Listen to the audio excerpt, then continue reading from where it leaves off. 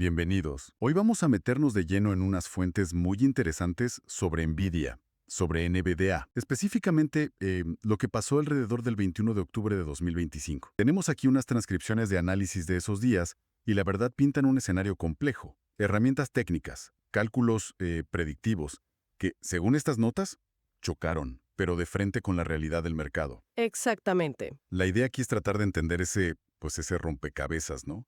¿Qué pasa cuando las señales te dicen una cosa y luego otra? Y el mercado como que ignora los pronósticos. Uf, sí, un día complicado por lo que se lee. Analicemos juntos cómo fue esa jornada, según lo que describen aquí. El punto de partida, ya el 20 de octubre, la cosa estaba tensa. Ajá. Los primeros análisis técnicos, en gráficos de corto plazo, ya sugerían una posible baja. De hecho, las propias fuentes dicen que eran señales capciosas. O engañosas, sí. Las mencionan así.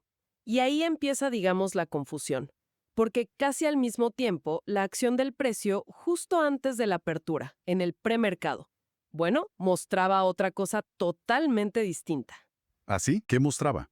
Pues se veía una leve apertura hacia arriba, lo que llaman un open gap up, y superando un nivel que era importante, el 183.16.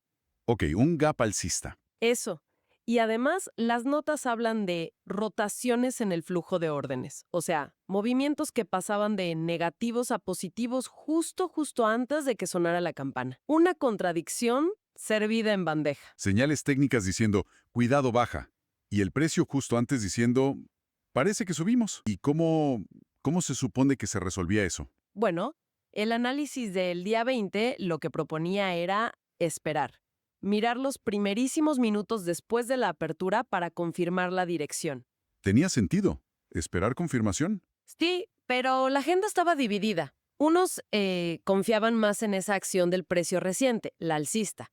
Otros se inclinaban por las señales técnicas iniciales, las bajistas. Quizás, no sé, influidos por cómo había cerrado la vela del viernes anterior. Entiendo. Y entonces llega el día 21. ¿Se aclaró algo? Pues se complicó más, diría yo. El análisis de ese día usó herramientas más específicas. Las fuentes mencionan un calculador. Un calculador. ¿Qué es eso? Según lo describen, parece una herramienta que proyectaba probabilidades.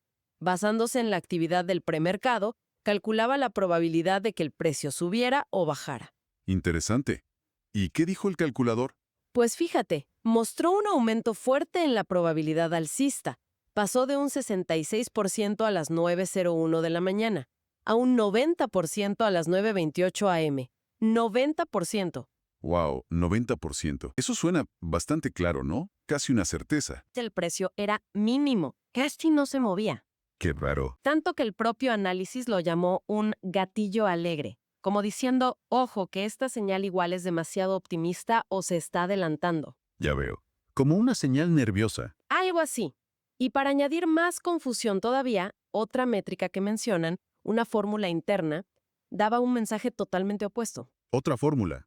¿Y qué decía esa? Bueno, según esta fórmula, la probabilidad alcista sí subió un poco, del 28% al 49%, pero, y esto es clave, se quedó por debajo del 50%. O sea, apuntaba más bien a lo contrario. Exacto. Sugería cautela, incluso una posible caída en la apertura. Imagínate. El calculador al 90% alcista y la fórmula interna por debajo del 50%. Señales opuestas. De nuevo. ¡Qué locura! ¿Y había alguna estrategia planeada con todo esto? Sí, las notas mencionan que la estrategia era, bueno, ante la duda de la fórmula interna, planteaban incluso vender, si superaba la apertura, cerca de una media móvil, la EMA 50. O sea, vender en la posible fuerza inicial. ¿Y qué pasó? ¿Qué pasó al final cuando abrió el mercado? Pues la realidad fue brutal, así lo describen.